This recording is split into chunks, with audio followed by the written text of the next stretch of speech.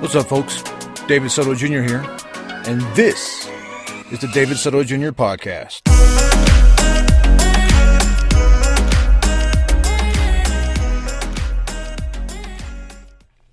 What's up, folks? Welcome to episode 78 of the David Soto Jr. podcast. I'm your host, David Soto Jr. Well, it's been a while. I just haven't had motivation to get up and make these recordings.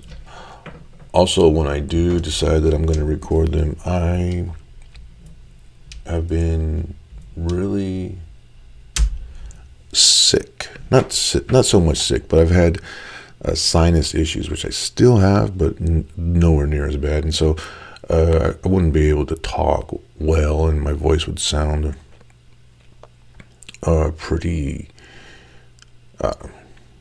nasally, and I wouldn't be able to breathe through my nose. And that's all linked to our oldest starting preschool and bringing germs home, and we were able to fight them off quite a bit, or I was. You know who and I were able to fight them off, but I eventually got sick, and it's been ongoing. But today's Easter, and I thought, why not talk about Easter and the Bible? And it's because something came to me just the other morning, and like things always do, or often do, early in the morning, in the shower, or as I'm just laying there. But what came to me is how no matter what facts you present to people, I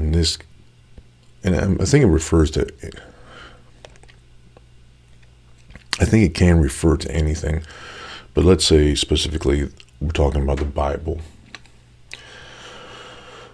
And any facts that you present, like, people don't care about facts. People don't care about history or the truth.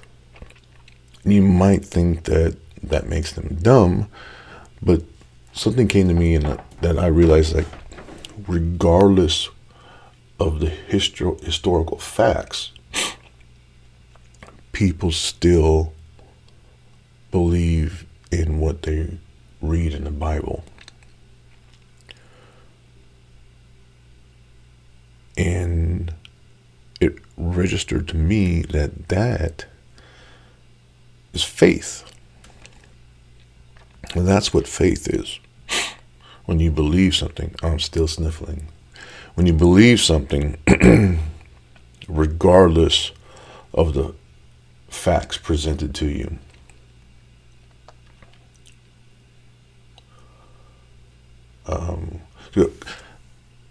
I've been obsessed, seems like obsessed lately, but it's actually been almost 20 years that I've been obsessed with reading books about religion and Jesus.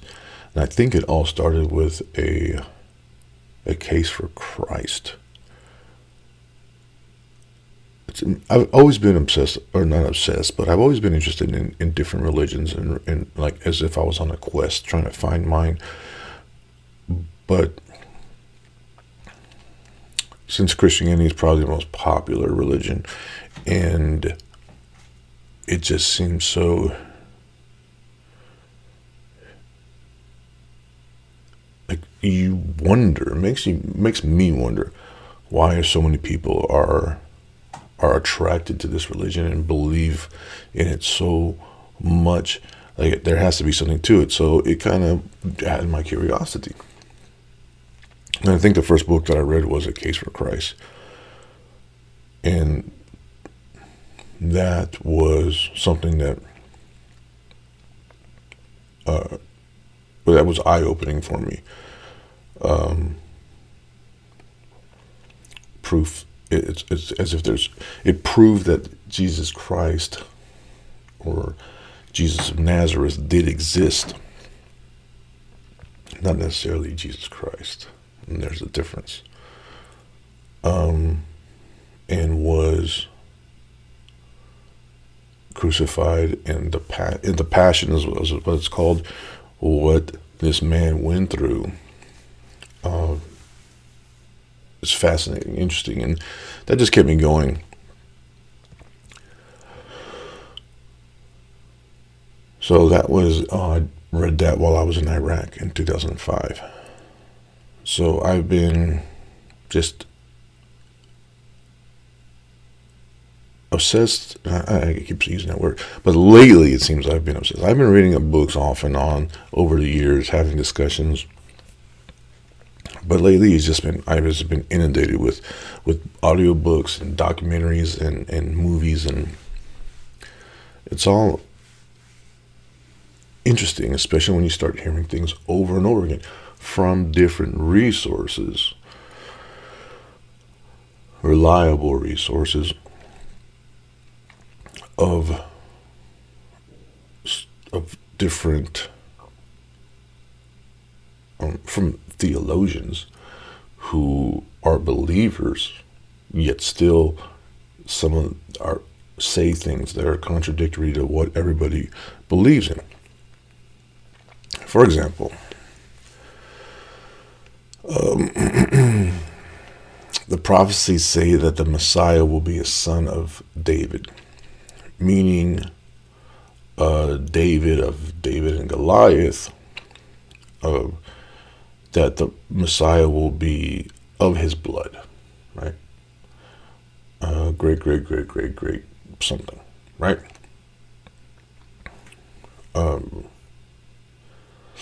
The claim is that Joseph was a son of David, and the claim is that Jesus is or was a son of David because he was the son of Joseph.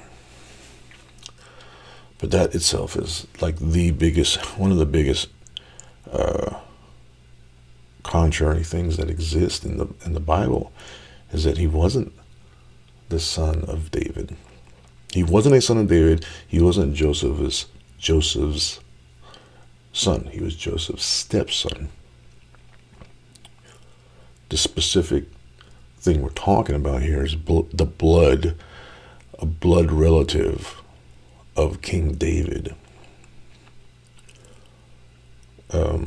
which, if Jesus was born from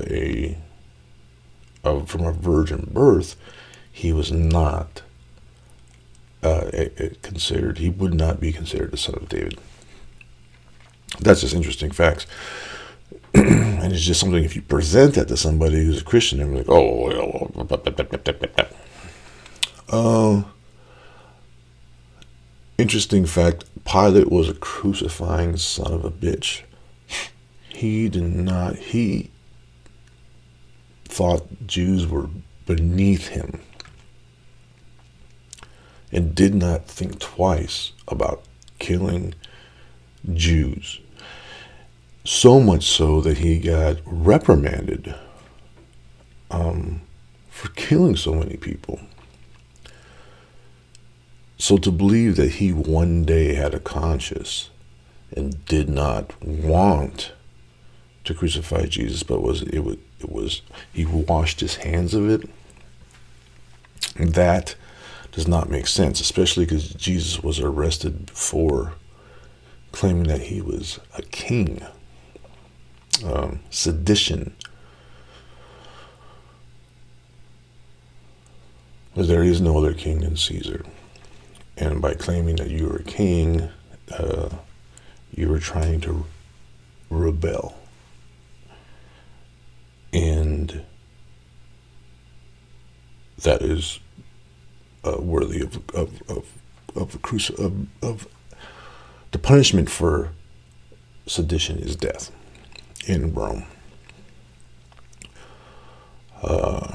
Interesting fact. Tecton. I don't even know how to say that, but Tecton is the Greek word that was used to describe Joseph and Jesus. They were tectons of, and that got translated into English into carpenter. There's no way to prove that they were carpenters. It seems very unlikely. Tecton does not necessarily mean carpenter. It can. It means like a skilled worker.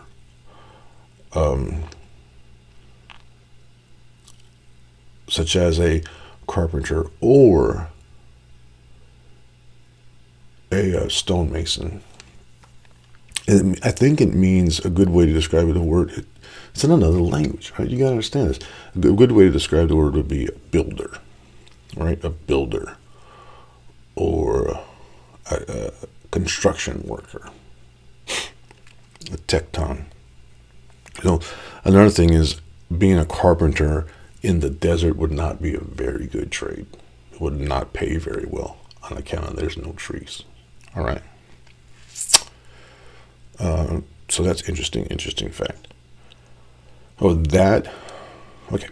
So, before I go on too long here, all of these things that you present to people and you tell them, it does not matter. If they want to be Christian, if they decided that they're Christian and they are followers of Jesus, there's nothing you can say to them that will make them change their mind. And that is faith.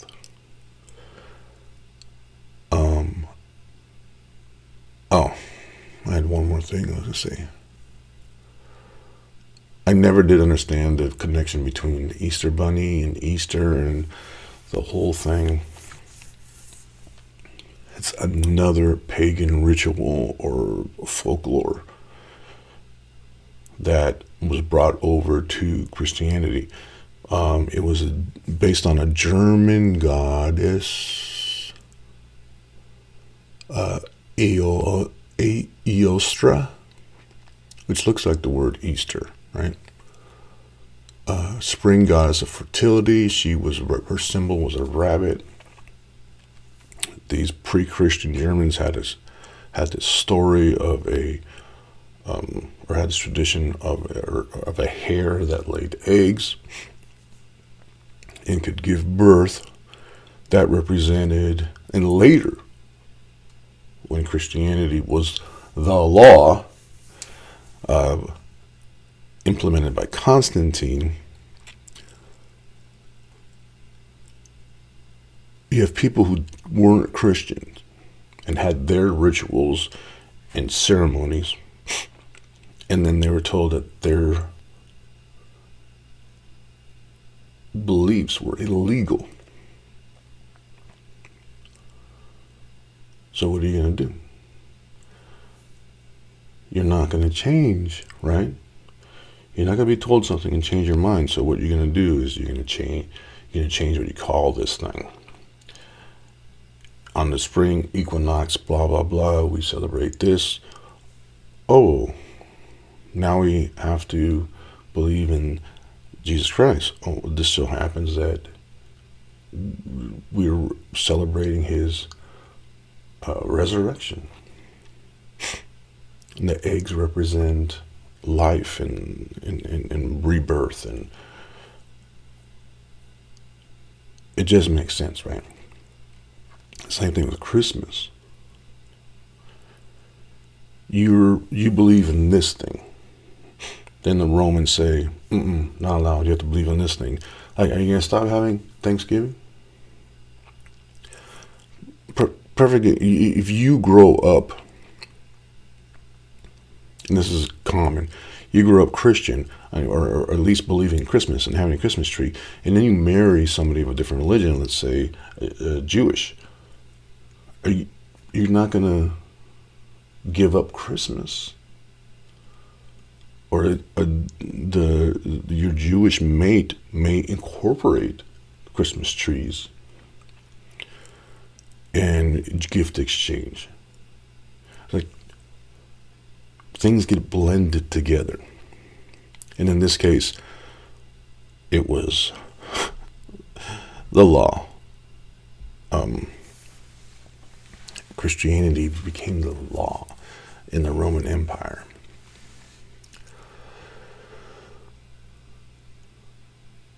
Okay. By definition, faith is a strong belief in God or in the doctrines of a religion based on spiritual apprehension rather than proof. Basically, I could have just looked up the definition of faith instead of just having this awesome moment and as I'm drying myself out of the shower. Strong belief in God or its doctrines based on spiritual apprehension rather than proof.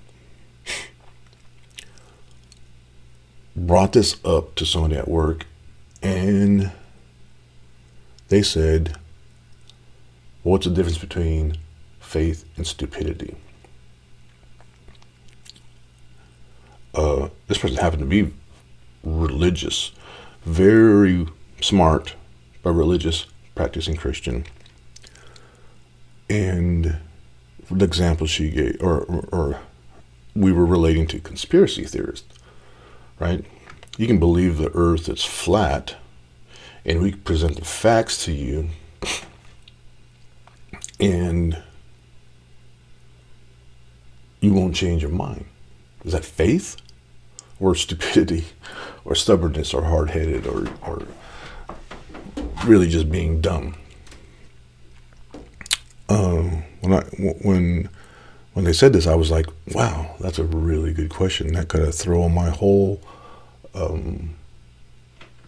idea of what faith is out the window. Like, what's to stop? What is the difference? Is there a difference? I should be speaking to the mic.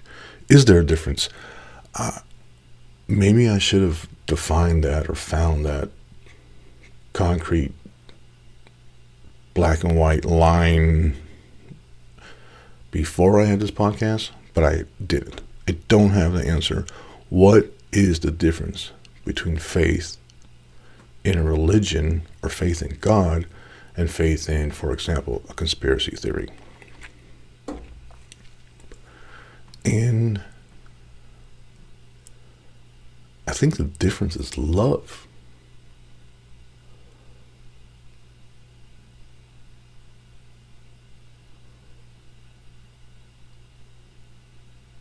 Like, faith is believing in love. Love for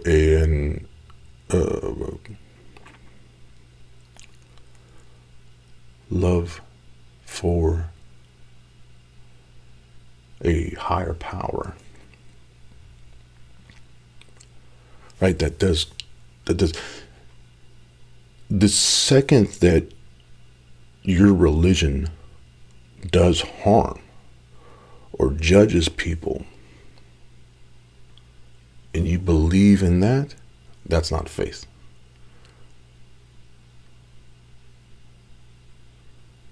Right? If you believe, if what you believe in is going to cause someone harm, and you believe that a higher power says this, tells you to do that, that's, I don't know, insanity. That's not faith.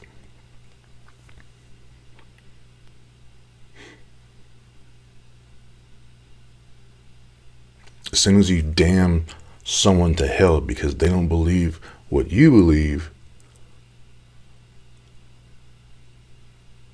you're part of a cult. Right? You're not necessarily a follower of God or a believer. There's a lot to work out still. There's a lot to work out. I'm going to put a link to Case for Christ, and in the notes, I don't know what else. I'm going to start posting affiliate links. Just basically, if you click on them, if you don't know what affiliate link is, if you click on them, I'm basically going to be a salesman for Amazon, and I'll get a commission, which is very, very little. But I need to start doing that again and posting those. I need to increase my online presence